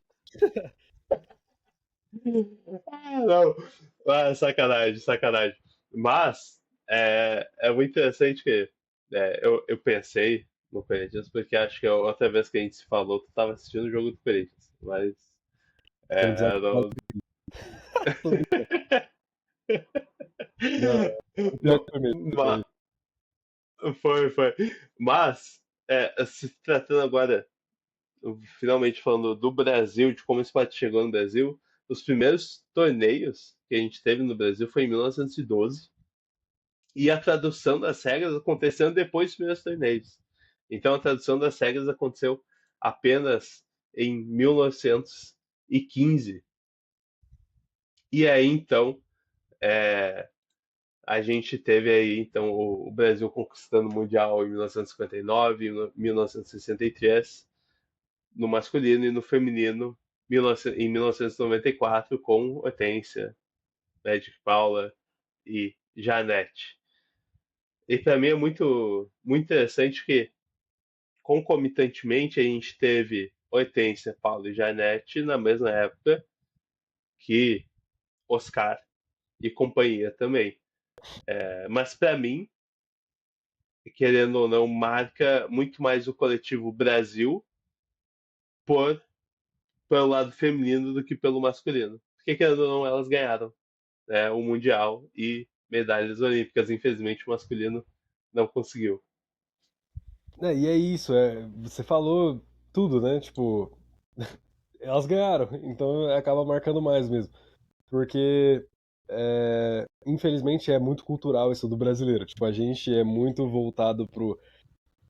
Tá ganhando, vou torcer. Não tá ganhando, não quero nem saber. E, tipo, tipo assim, você, por exemplo, falou do futebol, né? Por que que a gente acompanha futebol? por que que a gente acompanha um time específico? Muito provavelmente é por dois motivos. Ou porque os seus pais ou as pessoas que estavam ao seu redor te influenciaram a fazer isso e se foi na hereditariedade daquilo. Ou porque você viu eles ganhando e falou, vou torcer pra esse time que tá ganhando. É basicamente isso. E aí depois você vai entender de história e de tudo mais. E, infelizmente, construir a ponte no sentido contrário, por exemplo, fazer com que a gente entenda a história e, por conta da história, a gente torcer para que essa história continue, é muito mais difícil de fazer isso de uma maneira racional, sabe? É algo que tem que ser muito mais de emoção. Não é que tem que ser, mas acaba sendo por conta disso, né? Eu falo isso por experiência própria com todos os esportes que eu assisto. Tipo, um outro esporte que eu acompanho bastante, que é algo que quando fala sobre tem que ter um brasileiro ganhando para poder assistir, e é algo que acontece muito, eu ouço isso, meus olhos reviram já. É Fórmula 1. Então, tipo, a minha mãe, ela tem 40 anos mais do que eu. Minha mãe viu a Ayrton Senna, tipo, todos os anos da carreira dele. E ela vibrava muito quando a Ayrton Senna corria. Mas ela nunca mais assistiu uma corrida se, tipo, não tivesse outra pessoa assistindo em casa depois que o Senna morreu. E eu nasci, tipo, depois da morte dele, sabe, sei quem é, tipo, ouvi histórias e gosto muito do esporte. Muito porque tinham brasileiros correndo na época que eu era criança e via, mas por ter essas experiências, tipo, de ver o esporte, de entender que, tipo, aquilo ali é legal, eu gosto daquilo. E, e obviamente, né, se tem brasileiro no meio, eu tô torcendo pro brasileiro. Hoje em dia tem um brasileiro, eu tô torcendo pro brasileiro de novo. Mas eu não deixei de acompanhar por conta disso, não deixei de acompanhar porque não tinham brasileiros, por exemplo. Assim como a gente não deixa de acompanhar o basquete quando o Brasil tá mal, né? Tipo, se a gente deixar de acompanhar o basquete quando o Brasil tá mal também, aí é que a gente não vai acompanhar mesmo, com todo respeito. Mas a gente não pode deixar com que experiências ruins façam com que a gente defina que, sei lá, o brasileiro não serve para aquilo, ou então só vou acompanhar o Brasil nas Olimpíadas quando o Brasil estiver ganhando. A gente não pode levar para esse lado. É algo que a gente tem que fazer com que a gente apoie, e aí esse apoio faça com que tenha essa conexão, né? E aí, a partir do momento que tem essa conexão, vai ganhar, não vai ganhar, não sei, mas a gente vai estar ali do lado, a gente vai estar incentivando para que se não ganhar agora, que seja um resultado melhor do que foi o último, e que se não for o título, que seja algo que a gente consiga ver desenvolvimento, e aí então a gente continua desenvolvendo para os próximos, para que então, em algum momento, claro que a gente vai querer ganhar, né? A gente gosta de ganhar, é uma competição, a gente quer ganhar. Mas a questão de acompanhar, ela é muito subjetiva nesse sentido, né? Infelizmente. E aí a gente tem que manter isso, tem que fazer esse esforço para que continue vindo. E eu até acho que a geração atual não é ruim, eu acho que a geração atual é muito boa no basquete. Então, a gente tem que continuar incentivando para que essa geração que é boa, ela não se perca. Tipo assim, acabou, tipo, tem Olimpíadas em 2028 agora, né? E, tipo, até lá tem muito chão pela frente. Então, a gente tem que continuar acompanhando o Brasil nessa caminhada para que os que vierem nessa nova safra, para que eles entrem nesse caminho, para que eles sejam incentivados a estar lá e que eles vão e façam o melhor possível, né? Para que a gente acompanhe, para que o basquete cresça e para que o Brasil ele continue se desenvolvendo e eventualmente ganhe, né? Mas a gente não pode deixar com que a gente só vá acompanhar quando ganhar, porque se for assim, dificilmente vai acontecer. Ah, com certeza. Com certeza. A gente. Todo esporte, na real, a gente tem que pensar que não existe algo pronto e bem feito que sempre vai dar certo. Né? A gente vê isso no futebol e a gente se baseia muito. E nem sempre, e nem no futebol sempre dá certo também, porque a gente não é campeão mundial há 24 anos, né? Vai dar no que vem, 24 anos, mas a gente tem que saber qual é o nosso lugar de, beleza, eu quero que isso dê certo, o que eu posso fazer? Começar a assistir já é uma grande coisa. Parar de reclamar dos próprios brasileiros é uma muito importante também. Exato. Então, isso é importante pra caramba. E aí, a gente falando de grandes jogadores brasileiros, não tem como não citar Oscar Schmidt, que tu já comentou mais cedo que ele ficou muito conhecido por ter recusado a NBA para poder seguir na seleção, justamente porque a regra era que na seleção, o esporte, os atletas tinham que ser amadores, né? Se tratando de Olimpíadas, eram tudo atletas amadores, então não, na NBA era algo profissional, então não poderiam jogar. Eu nunca entendi muito bem essa relação de amador e profissional, porque eu duvido que o Oscar não ganhasse dinheiro para jogar, mas eu não estudei a fundo para saber o que, que é, como é que funcionava essa questão, ou se era algo específico da NBA. E aí, mas o Oscar ele é o recordista mundial de pontos, né? Agora, se eu não me engano, ele foi passado pelo LeBron James. O LeBron James bateu isso. é, ele bateu o Kareem Abdul-Jabbar como maior contador da história da NBA em 2023, mas ele passou do Oscar em total de pontos, acho que ano passado, mas o Oscar segue sendo o recordista olímpico de pontos. É o jogador de basquete que mais fez pontos na história das Olimpíadas. E aí, vem a grande pergunta: o que teria sido do Oscar se ele tivesse jogado na NBA? Ele teria sido grande como como Michael Jordan, por exemplo? Ou tu acha que o contexto não permitiria isso? Cara, eu acho que é possível, porque, assim, grande como Michael Jordan é uma frase muito forte, né? Vendo a obra pronta. Mas, não, é complicado. Mas eu fico pensando que, quem sabe ele, bom, não sei, né? Podia ser um antagonista do Michael Jordan, e aí talvez o Michael Jordan não tivesse ganhado. Claro, a gente fala Michael Jordan, né? Mas o Chicago Bulls tinha jogadores muito bons além do Michael Jordan, né? E então é tudo muito relativo, né? Mas pensando de maneira hipotética, tipo, digamos que Oscar também tivesse um time muito bom junto com ele, né? Eu acredito que seria possível, porque aí tudo seria. Ele tinha uma frase, né? Na época que ele jogava, que falavam que ele tinha muita sorte, né? Ou, enfim, falavam sobre essa questão de sorte, né? Eu gosto da frase que ele fala que quanto mais ele treina, mais sorte ele tem. Então, eu, eu acho sensacional isso, porque, primeiro, se ele fez se ele tomou essa decisão de uma maneira bem patriota, digamos assim, vou focar na minha seleção porque entre jogar na NBA, que é, tipo, uma gigantesca liga, e jogar pelo meu país, ele prefere jogar pelo país dele. Eu não sei se hoje em dia, por exemplo, se essa regra ainda existisse, se seria, tipo, quantas pessoas realmente fariam isso, né, em troca, tipo, pessoas que estavam no nível dele, né, tipo, de influência no esporte. E acredito que ele até se tornou muito influente por conta disso também. E ele conseguiu um grande sucesso, se tornou o maior cestinha de todos os tempos, né, até esse feito aí do LeBron James recente. Mas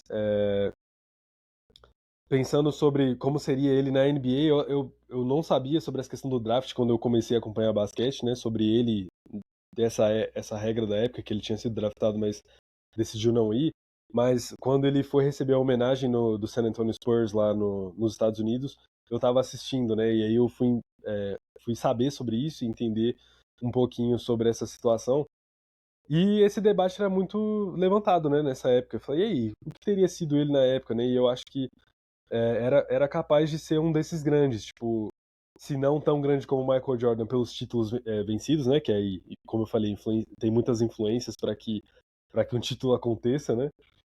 Então, talvez não tão campeão quanto, ou até sim, dependendo de muitas outras coisas, mas eu acredito que sim, acredito que ele teria individualmente uma capacidade de ser tão grande quanto seria um dos nomes mais falados aí do basquete mundial, que já é falado, né, mas um dos mais falados também na NBA, né, acho que seria, bom, total achismo, tipo, da minha parte, mas pensando dessa maneira hipotética, eu acho que era possível sim. Cara, eu acho que ele seria um baita jogador. Eu teria uma barreira enorme por ele não ser estadunidense. Acho que isso dificultaria bastante as coisas, na verdade, nos anos 80. Mas se ele persistisse, cara, eu acredito que ele seria. Eu não sei se ele chegaria a ser igual o Michael Jordan por conta da. Porque eu acho que não daria a mesma oportunidade pela grandeza do nome dele. Mas para mim ele seria parecido com o Drazen Petrovic, croata, que morreu cedo em um acidente de carro. Acho que ele tinha uns 28 anos quando ele morreu. E ele jogava muito na NBA. Hoje ele jogou pouquíssimas temporadas, né? Ele morreu cedo, mas ele foi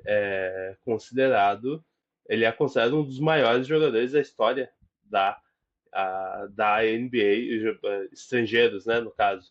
E ele jogou, ele era do New Jersey Nets, né, o time que draftou o próprio Oscar Schmidt. Então, eu não ficaria triste em dizer, tipo, ele não ia bater de frente com o Michael Jordan, ou talvez fosse, mas ele realmente ia fazer o nome. Ele realmente ia ter muita, muita coisa ali para oferecer. E aí a gente tem que também, tem muitas coisas se falando de NBA, né, se falando de draft e tudo mais, que infelizmente que se colocassem ele em quadra, ele realmente ele ia ficar marcado. Mas infelizmente tinha muita chance de ele nem entrar em quadra, porque ele, se não me engano, ele foi selecionado na sexta rodada, que mano, tinha uma enxurrada de rodadas de draft na época e tudo mais. Então draftavam até a mãe do gerente, do general manager do time. Então, chegou uma época, chegava uma hora que era várzea total. Mas eu acredito que se colocasse ele para jogar, né, o negócio ia ser outro. Mas estamos chegando ao final. E aí, só para dar um contexto, né, a gente já falou bastante do cenário brasileiro e dar um contexto que hoje, depois de um monte de treta, de confederação, um monte de coisa, hoje temos o NBB, o Novo Basquete Brasil, que teve sua criação lá em 2009. O Flamengo é o maior campeão, com 7 títulos, e o Franca é o segundo maior campeão dessa nova fase do basquete no Brasil. E aí entra, para mim, um ponto que é muito interessante, tá? Para quem é de São Paulo e quem é ligado no basquete nacional, sabe que Franca é uma cidade que ela respira basquete. É uma cidade que realmente, assim, ó, eu tenho vontade de ir lá, e aí é um sentimento muito tosco, mas que eu acho muito legal. Eu tenho vontade de ir lá só a, para ver os cestos de lixo na rua. Porque eu sei que o cesto de lixo na rua tem uma tabela de basquete. Então eu quero ir lá ver isso Bom, e, não acho tosco, e não. gravar um vídeo. Eu não acho tosco, não, esse sentimento aí. Eu acho legal. Não, é legal, mas a gente pensa, tá indo pra quê? Eu quero ver o lixo. Eu quero ver o cesto do lixo da cidade. Não, eu acho fascinante, mas eu acho bobo. É bobo. Isso sim, a palavra certa é bobo. E aí o Franca, ele foi campeão nos últimos 4 anos, simplesmente. Então ele 4 anos atrás não tinha título nenhum, e agora é o segundo maior campeão da, do NBB. Depois vem o Brasília. Brasília que não é mais o mesmo Brasília que se tinha antes. Antes, o Brasília lá do início dos anos 2010 era um Brasília top demais. Acho que mudaram o branding, mudaram marca, mudaram um monte de coisa. E aí depois, né, tem Bauru e Paulistano que conquistaram também título. Mas, e a gente já conversou aqui sobre o que falta o Brasil se aproximar um pouco mais do futebol em questão do basquete se aproximar um pouco mais do futebol em questão de popularidade, mas para mim falta o pessoal querer, falta o pessoal apoiar e tem muita gente que ama basquete. Cara, brasileiro ama basquete. Falta a gente valorizar também o que é nosso. E aí eu digo por mim mesmo, eu tenho dificuldade de assistir, eu assisto pouco o NBB, mas eu toda noite tô com a TV ligada na NBA. Agora a gente não tá em temporada, mas, né? E aí acho que a gente se acostumou tanto com a NBA, com um jogo que é a NBA que é diferente, o basquete FIBA, que a gente acaba deixando um pouco de lado e a gente precisa dar esse apoio mesmo. Fica essa questão desse preconceito da gente, né, com a gente mesmo. E como eu falei antes, né, eu acho que é difícil você ver, pelo menos aqui na minha realidade, né, tipo, na capital de São Paulo, ver alguém que torce para um time de basquete, assim como torce para um time de futebol ou de qualquer outra modalidade, ou qualquer outra coisa que seja. Porque eu acho que isso faz com que esse movimento ele continue, né? De falar que, tipo, Franca é a cidade do basquete, por exemplo. Imagino que todo mundo que gosta de basquete na cidade de Franca torce pro time. E vai levar ele pra frente, né? E vai apoiar. Eu tava assistindo os melhores momentos da final do NBB, né? Vi o, vi o último jogo. E, cara, ver o ginásio, tipo, lotado, um monte de gente ali literalmente pra aquilo. Não é tipo, ah, tô passando aqui, vou assistir um jogo de basquete que tá passando aqui na cidade. Não, é tipo, povo que sabe o que tá acontecendo, tá ali porque é o time da cidade que tá ali, porque eles estão apoiando o basquete mesmo. É algo que se tivesse numa proporção muito maior, aí sim a gente poderia falar de, nossa, a gente apoia e tal, e pô, isso ajudaria no investimento. É uma diferença, por exemplo, que eu vejo, são nos próprios times, tipo, na própria nomenclatura dos times. Tipo, eu vejo que os times sempre mudam de nome, por exemplo, por conta de naming rights e tal. E naming rights é algo que tá sendo, é o nome comercial, tá sendo vendido aquele nome. Então, tá sendo vendido porque tem uma necessidade de buscar recursos, né? E aí, felizmente, tem empresas que estão ali, estão ajudando e tal. Eu vi que a final tinha sido contra o Minas, né? Quando eu tava em Minas Gerais, eu passava várias vezes na frente do CT do Minas Tênis Clube, né? Da Arena Minas Tênis Clube. E eu vi que agora eles estão com o nome de Name Rights também. Eu falei, caraca, que diferente, velho. Tipo, é muito doido. A gente não vê, tipo, os times como. Eu não vou falar de futebol mais, eu prometo. Eu vou falar sobre, por exemplo, do basquete americano, que eu já falei bastante também. Mas só comparando que isso, eu não vou comparar com o basquete europeu, porque isso acontece no basquete europeu também, dos naming rights nos nomes dos times e tal.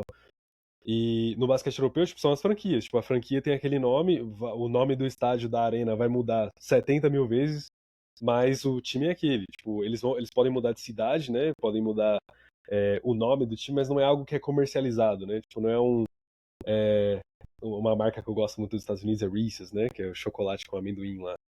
E você não vê um Reese's Lakers, por exemplo, né? Um exemplo totalmente tosco, mas você não vê o nome do time sendo vendido, né? Porque não tem essa necessidade, né? No resto do mundo, não sei se é uma necessidade na Europa ou não, mas aqui eu tenho certeza que é, para que o investimento ele continue indo adiante, né? E chegar num patamar de ter um time estabelecido com, tipo, o nome do time e falar, eu torço para aquele time e o time tem essa identidade e não é algo comercializado, acho que a gente só vai ter, se tiver, quando chegar num patamar que é muito, muito longe da realidade ainda. Mas mesmo assim, saber que tem aquele time ali e as pessoas torcerem para aquele time é algo que faz a identificação da cidade, assim como faz nos Estados Unidos, assim como faz na Europa também, e assim como faz aqui no Brasil com times de outras, com do próprio basquete, mas de outros esportes também. É algo que eu tenho certeza que vai fazer diferença à medida que as pessoas começarem a acompanhar mais. As pessoas, no caso eu, você, todo mundo, né? De poder acompanhar de verdade e seguir e apoiar mesmo, de ser aquele que vai comprar produto oficial do time, que vai comprar ingresso para assistir o time, seja a fase que ele esteja. Então, vai ser claro que eu tô falando isso do mundo ideal, né? E vai ser muito bonito quando chegar lá, mas o processo para chegar nisso é começar, chegar e se identificar, ter essa identificação, e essa identificação também só vai vir à medida que a gente começar a acompanhar. Então, eu tenho certeza que isso vai fazer diferença para o cenário, vai fazer diferença para o NBB de maneira geral e vai fazer diferença pro basquete brasileiro de maneira geral. E aí eu tenho certeza que quando o Brasil chegar lá nas Olimpíadas, na Copa América, no Campeonato Mundial, todo mundo vai estar ali, tipo, reunido para acompanhar e falar, ó, pelo menos todo mundo que gosta da modalidade, né? Não, talvez não seja algo tão grande como é a Copa do Mundo, por exemplo. Mas a Copa do Mundo de basquete seja um momento de reunir aquelas pessoas que você sabe que gostam de basquete falar, não, vamos torcer pelo Brasil, vamos assistir o jogo e tal. Que é algo que vai criar esse sentimento, essa união que nunca mais vai se quebrar, tenho certeza disso. Mas para chegar lá ainda tem muita coisa para fazer, então vamos devagarzinho. Não, com certeza. Pelo menos tem um jeito dos times se manterem, mesmo que deixe o nome dos times feios pra caramba, mas ok. Porque Eu não sou contra, é muito não. chato. Só pra deixar claro É, pra quem tá ouvindo, eu não sou contra Name Rights, não, eu sou bem fã, inclusive, mas sim. é só um detalhe, né? Não, é aquela coisa. Eu eu não sou contra, mas eu acho triste que é necessário isso. Porque se os clubes se tivessem apoio de torcida, principalmente, eu acho, e consequentemente de outros patrocinadores, não ia ter que vender o naming rights, não ia ter que vender o nome, porque o nome de um time é a identidade que ele tem, né? E aí, às vezes, tu traz um patrocinador, tu traz uma empresa que, beleza, eles estão investindo isso, pô, tem que agradecer, não, mas tem que considerar que isso é de algum valor muito grande, mas tu perde um pouco dessa identidade, né? Eu não gostaria. E aí, falar de futebol não tem problema, mas eu não gostaria de ter o. Eu sou colorado, eu não gostaria de ter o nome do Inter com alguma marca de casa de aposta ou com alguma marca de sabão em pó, sei lá. Mas, porque não. Porque para mim eu torço pro time, não pra empresa, né? Que está patrocinando. Então, de fato, importante é que está acontecendo. A evolução tá quando a gente não precisar mais vender os nomes dos times para que o basquete se sustente. Mas isso, se tratando de Brasil, infelizmente, ainda é uma longa caminhada. Mas chegamos ao fim agora do podcast. Quer dar algum recado final, algum último ponto aí sobre o esporte, Alex? Cara, acho que além do que a gente já falou, não sei se tem alguma coisa a mais que eu poderia falar nesse momento. Acho que o papel que a gente tem como torcedor, né, como consumidor do esporte, é de quanto mais a gente consome aquilo, mais a gente está contribuindo para que ele se desenvolva, né? Então, é continuar e melhorar. Falando também sobre, a gente falou um pouquinho sobre o futebol americano, né, por conta do início do basquete em si, né, dessa comparação. Felizmente eu tive a oportunidade de trabalhar como voluntário num jogo da NFL aqui em São Paulo. E por conta disso, de estar lá no meio, de ter visto, tipo, ter tido a oportunidade de ver em loco, foi surreal. Eu tive a oportunidade de ver o jogo de graça, né? Acho que é muito diferente de muita gente que tava lá, mas por favor, não me prendam. Fiz tudo na legalidade. Mas isso me despertou, me fez despertar algo que estava meio adormecido, que era o futebol americano, né? De poder voltar a acompanhar com mais frequência, né? E é algo que tem sido muito legal, tenho acompanhado, felizmente tenho acompanhado bem mais agora, né? Tipo, pela primeira vez estou tentando assistir pelo menos um jogo de cada semana. E isso já vai me fazer acompanhar melhor, né? Acompanhar mais. Não só o futebol americano, mas outros esportes que eu tenho deixado meio de lado, assim. Então, que seja um incentivo para fazer isso com basquete também, né? Tanto o basquete da NBA quanto o basquete brasileiro, principalmente, que felizmente eu tenho a confiança de que quanto mais as pessoas elas estão próximas, mais isso vai crescer. Então, eu não torço para nenhum time de nenhuma dessas modalidades que eu falei, só torço pro time de futebol mesmo, mas eu torço pelo bem do esporte, eu gosto de ver bons jogos, então talvez, eu espero que não tenha soado hipócrita que eu falei de ter essa conexão com algum time para você poder acompanhar e tal. Eu não tenho essa conexão com nenhum time de nenhum outro esporte, né? Mas eu gosto do esporte, gosto de ver o esporte, gosto de assistir e tenho certeza que o produto esporte brasileiro, o produto esporte mundial vai ser cada vez melhor se tiver mais pessoas acompanhando pelo bem do esporte, né? E isso contribuiu para a evolução do próprio basquete, né? Como a gente falou sobre a história dele. Eu tenho certeza também que vai continuar contribuindo para essa evolução, tanto da modalidade masculina, da modalidade feminina, das categorias de base. à medida que a gente acompanha de que as pessoas elas tenham mais a oportunidade de praticar e também vão poder se desenvolver de acordo com as situações, com as dificuldades, com as adversidades e vai fazer bem para o esporte, então tenho certeza que isso vai fazer bem para todo mundo. No mais é isso, acho que da minha parte é só falar que é uma honra muito grande poder estar aqui, poder falar sobre esporte de uma maneira tão legal, tipo, com bastante conhecimento, aprendendo muito. Peço desculpa por qualquer coisa se eu falei qualquer besteira aí, então esperar só que vocês. Corrijam a gente nos comentários se a gente falou alguma besteira. Ó, eu tenho quase certeza que eu falei que o Oscar Schmidt foi draftado pelos Spurs, se eu falei isso, eu falei totalmente errado, então foram os Nets, então foram os Nets. Então eu tô lembrando disso agora, se qualquer outra coisa que eu falei que foi uma loucura, me perdoem, comentem aí, espero que vocês no mais aproveitem e que isso seja uma conversa para fazer todo mundo refletir sobre quão bom é o esporte. O mais importante é isso, que a gente continue acompanhando, que a gente continue aprendendo sobre e descobrindo mais coisas também. Então, tamo junto. Muito obrigado, Andrei, pela oportunidade. E é isso. Ultimamente tem acontecido coisas muito doidas. Essa é uma delas e eu sou muito grato mesmo pela oportunidade de poder estar aqui, poder falar sobre isso. E espero que todo mundo tenha aproveitado o tanto que eu aproveitei aqui, porque foi legal, viu? Muito legal. Então, fiquei feliz, obrigado pela oportunidade, obrigado a você que ouviu, tá ouvindo e que vai continuar acompanhando, com certeza que esporte é esse, porque é bom demais. Então, tamo junto. Maravilha. Cara, é uma honra para mim te receber aqui e nem precisa agradecer mais. Tu vai estar aqui boa parte das vezes junto, então vai ser, é da casa, é da casa já. Mas esse foi o podcast Que Esporte é Esse? Que a gente falou da história do basquete, falamos do Brasil no basquete, de atletas que a gente gosta, do porquê que a gente gosta desse esporte também. A gente se empolgou bastante.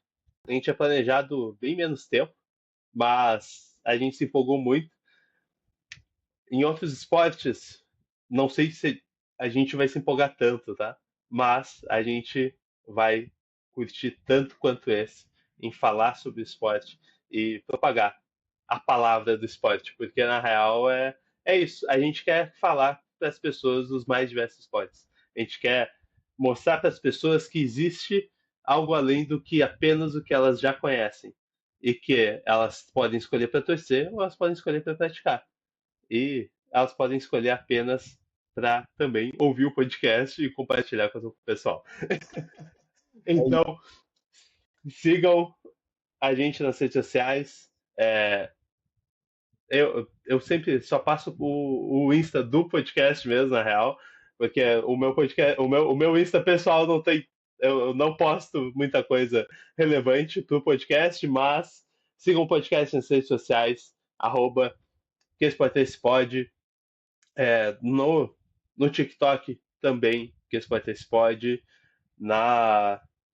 Acho que é TikTok, Instagram. Se inscrevam no canal do YouTube.